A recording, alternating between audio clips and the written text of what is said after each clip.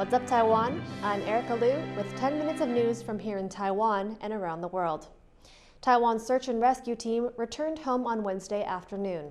They were in Turkey to help with the rescue and relief efforts. Taiwan has been one of the biggest supporters of the victims of the Turkey and Syria earthquakes.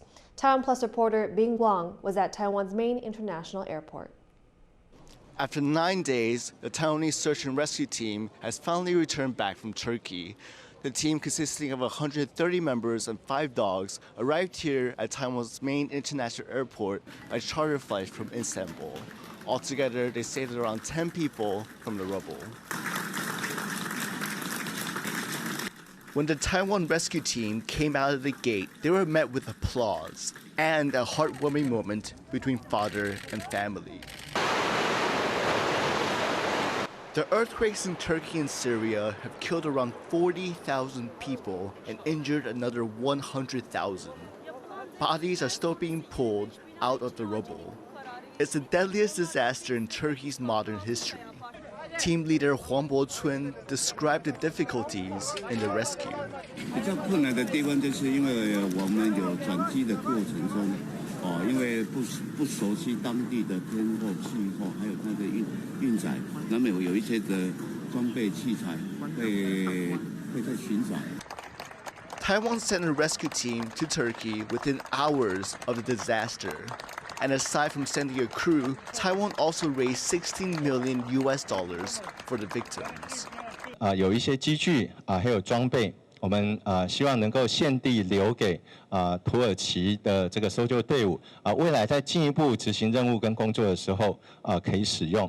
那陈院长也立即指示，只要能帮忙的，我们一定全力的来协助跟支持把这份国人的一个爱心留在土耳其。President Tsai Ing-wen has pointed out that Turkey was quick to respond after Taiwan's massive earthquake in 1999, which killed 2,500 people. And officials say it's time to return that favor. Howard Zhang and Bing Wang for TaiwanPlus. Taiwan is set to reopen to visitors from Hong Kong and Macau next week, ending a rule that they could only enter as part of a tour group. It's the latest step toward a full post-pandemic reopening of Taiwan's borders. John Van Trieste reports on how the tourism industry is reacting.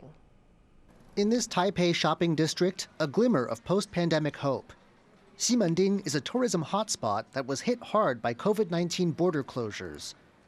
But from Monday, some of the area's most active shoppers, visitors from Hong Kong and Macau, will be allowed back into Taiwan without having to join a tour. Shopkeepers here are staying cautiously optimistic. 我们也是很期待，可是有报的话是不敢说很大的希望，至少有一点希望来讲的话，对我们讲都是很好。Before the pandemic, Hong Kong and Macau were among Taiwan's biggest sources of visitors. Roughly 1.8 million came to Taiwan in 2019, putting the two cities ahead of other major markets like South Korea. They became especially important when the Chinese mainland barred its citizens from solo travel to Taiwan in August that year. 陆客这些不能来之后，又因为疫情关系，所以这几年台湾的观光业是非常的惨淡。当然，这个新闻发布之后，我们很希望它尽速能够成型。But in some tourist areas outside big cities, there are questions about whether Taiwan has the infrastructure it needs to welcome these visitors back. 人都是从台北、桃园或是高雄进来，但是我们的南回、北回，交通铁路的要订票不是那么容易。And in Ximending, there's a feeling their return is a bit too late for some. 撑下来的话，几乎都是老店。你如果新进来的店，几乎已经都全部都收光。 This means the full reopening to visitors from Hong Kong and Macau may be just one step in what could be a long recovery. Leon Lien and John Van Trieste for TaiwanPlus. The new chair of Taiwan's Straits Exchange Foundation says he hopes for closer interactions with China. David Lee made the comments when he officially took office on Tuesday.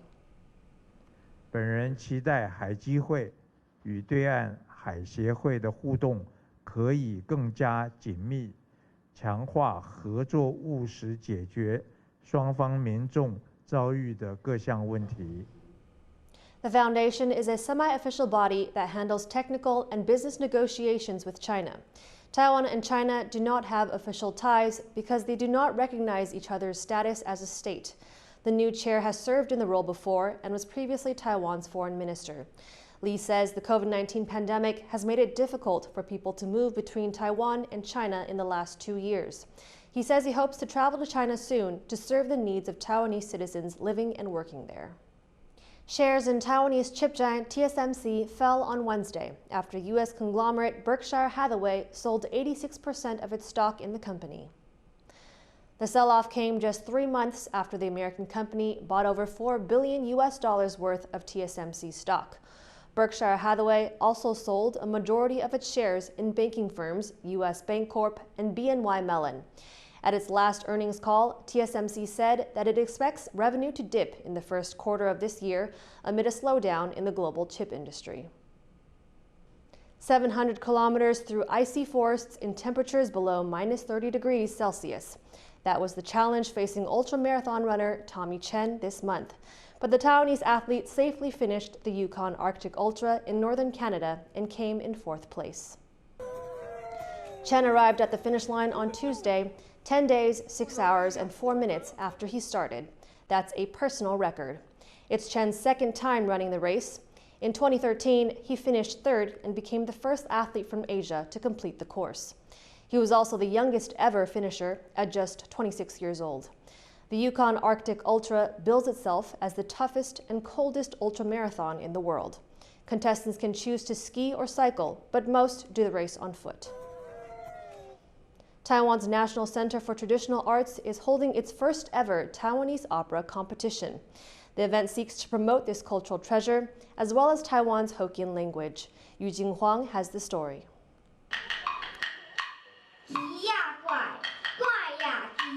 Singing along to classical Taiwanese opera music, Pan Roying and her sisters possess a talent that is rare, especially among their elementary and junior high school peers. Traditional opera used to be the main form of entertainment in Taiwan, performed in front of temples and on TV. But it has increasingly had to compete with other, more modern distractions. The Pan sisters first fell in love with the opera after being introduced to it by their family. 看妈妈演啊，很漂亮，然后我就很喜欢。装扮很漂亮，打架也很酷。 But not everyone gets the same exposure to Taiwanese opera.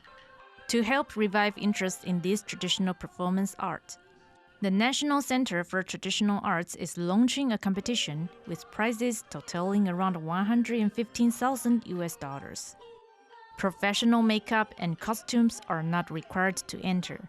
Contestants only need to submit a short video of themselves singing and acting out a classic play. The goal is to popularize the art form and promote Taiwanese Hokkien, Taiwan's second most spoken language. 国家语言发展方案一个很重要的精神就是台湾语言是多元。那我想台语的主流化，包括歌仔戏的主流化，其实是最重要的手段跟方法。看歌戏学台语，歌戏甲台语就亲像基因甲血缘，这是文化艺术融合传承，所以非常非常的重要。For people with zero background in Taiwanese opera, the event's organizer has uploaded more than 300 songs from 16 classic plays to its website. And those who are shortlisted for the final round will get a chance to train face-to-face with prominent opera performers. Kamashi and Eugene Huang for TaiwanPlus. Thank you for watching What's Up Taiwan. Remember to download the TaiwanPlus app for more stories from Taiwan and around the world. Finally today, we leave you with images of the Taiwan Lantern Festival in Taipei. I'm Erika Liu. Take care and see you next time.